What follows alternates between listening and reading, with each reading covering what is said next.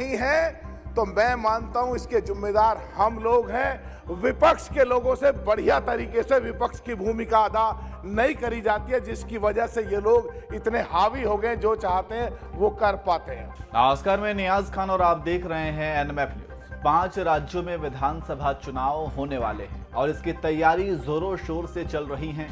राजनीतिक बयानबाजी लगातार सभी पार्टियों द्वारा की जा रही है और इसी कड़ी में प्रधानमंत्री नरेंद्र मोदी एक ऐसा नेता है जिन्होंने अपना लोहा मनवाया है। ऐसा हम नहीं कह रहे हैं, ये बात बहुजन समाज पार्टी के सांसद बोल रहे हैं। बीएसपी सांसद मलूक नागर ने लोकसभा में प्रधानमंत्री मोदी की तारीफ में कसीदे पढ़े हैं। उन्होंने कहा कि प्रधानमंत्री मोदी इतने सूक्ष्म स्तर पर जाकर काम कर रहे हैं कि उनकी कोई काट नहीं है और ऐसा माहौल बनते दिख रहा है कि इस सरकार में दलितों और पिछड़ों को इंसाफ मिलेगा। दरअसल नागर ये बात राष्ट्रपति के अभिभाषण पर धन्यवाद प्रस्ताव पर चर्चा में भाग लेते हुए कही है।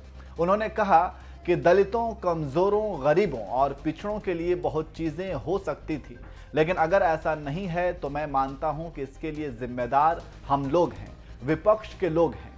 विपक्ष अपनी जिम्मेदारी नहीं निभा पा रहा, इसलिए ये लोग इतने हावी हो गए हैं, जो चाहते हैं कर पाते हैं।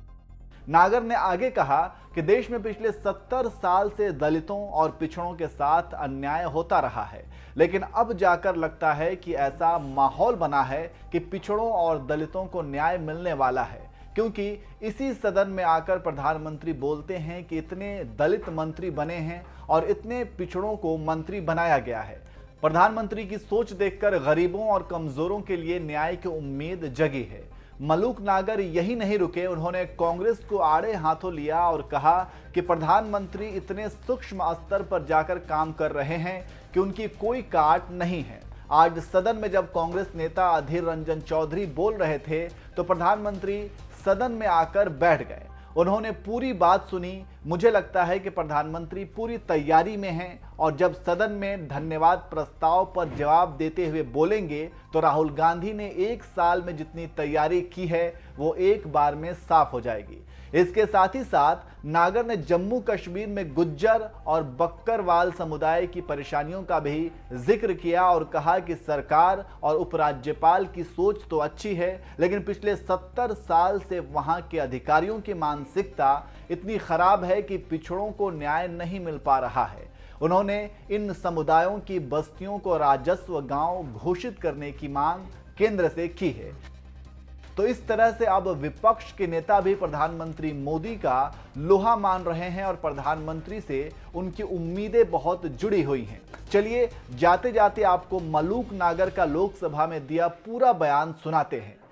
बहुत बहुत धन्यवाद, बहुत बहुत धन्यवाद। आपने मुझे राष्ट्रपति के अभिभाषण पर बोलने का मौका दिया और जहां विधुड़ी साहब आ जाते हैं वहां लफड़ा ज्यादा पड़ जाता है, वो जब ही थमेगा जब मैं बोल पाऊंगा। विधुड़ी साहब बोलिए, बहुत बहुत धन्यवाद। बोलिए। देखिए, राष्ट्रपति के अभिभाषण में समय पर रहना बहुत सारी चीजें और हो सकती थी, दलितों के लिए, गरीबों के लिए, कमजोरों के लिए, मजलूमों के लिए, पिछड़ों के लिए, और अगर वो नहीं है तो मैं मानता हूं इसके जिम्मेदार हम लोग हैं, विपक्ष के लोग हैं। विपक्ष के लोगों से बढ़िया तरीके से विपक्ष की भूमिका अदा नहीं करी जाती है, जिसकी वजह से ये लोग इतने हावी हो गए, जो चाहते हैं वो कर पाते हैं। अभी किसानों के बारे में 70 बिदुड़ी साहब बोल लेने दे कुछ यार। पिछले 70 सालों से अन्याय होता रहा है दलितों के साथ, पिछड़ों के साथ, अकलियत के लोगों के साथ। अब जाकर के माहौल बना है कि पिछड़ों का और दलितों का लगता है अब न्याय मिलने वाला है, क्योंकि इसी सदन में जब माननीय प्रधानमंत्री जी आकर के बोलते हैं पिछड़ों में से इतने मिनिस्टर बनाए, दलितों में से इतने मिनिस्टर बनाए, तो अब लगता है न्याय मिलेगा। ये हमारे पड़ोसी पता नहीं फिर क्यों कूदते हैं।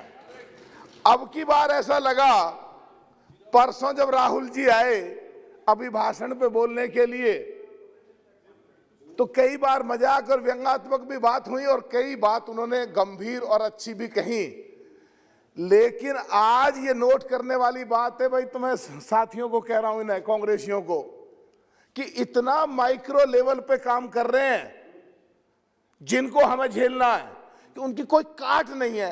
आज माननीय प्रधानमंत्री मोदी जी जब रंजन साहब बोल रहे थे तो आकर के बैठ गए और पूरी बात सुनी, जो इनका मन आया वो बोला। मुझे तो ऐसा लगता है कि पूरी तैयारी में है प्रधानमंत्री जी, और सोमवार को जब बोलेंगे तो राहुल गांधी जी ने जो 1 साल तैयारी करी सब साफ हो जाएगा। अरे तो भाई रोजाना की तैयारी ऐसे ही करो जिससे ये लोग इतना बिधुड़ी साहब की पार्टी इतनी हावी ना हो पाए और गरीबों के लिए, मजलूमों के लिए, कमजोरों के लिए बढ़िया तरीके से जो अब उम्मीद जगी है माननीय प्रधानमंत्री जी की सोच देख करके, जो उन्हें न्याय मिल सके। जम्मू कश्मीर से संबंधित कुछ कहना चाहता हूं।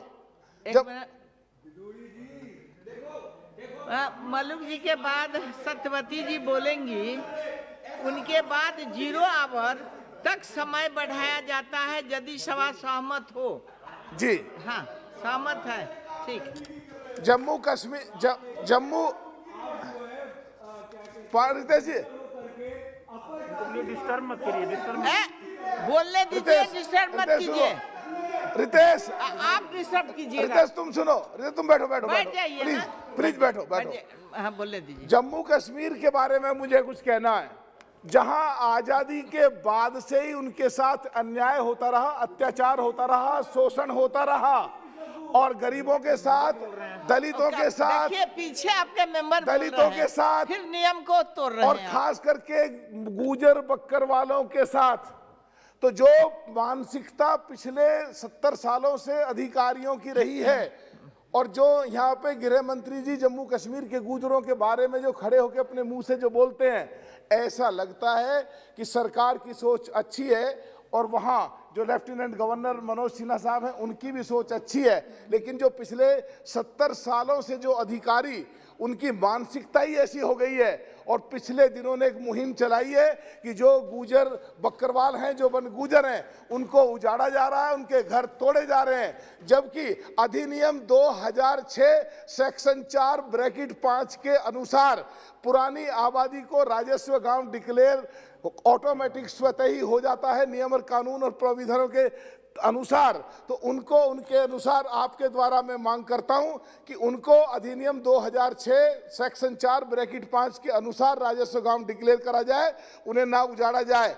और अगर बस खत्म कर रहा हूं मैडम, और अगर जमीनों की जरूरत भी हो तो 2014 का जो भूमि अधिग्रहण अमेंडमेंट बिल है, उसके अनुसार सर्कल रेट का 4 गुना मुआवजा देकर के उनसे जमीन ली जाए, जिसे उनके घर बने रहें और उनके बच्चों की रोजी रोटी चलती रहे, और जानवर पालते रहें और उन्हें भी न्याय मिल सके। बहुत बहुत धन्यवाद।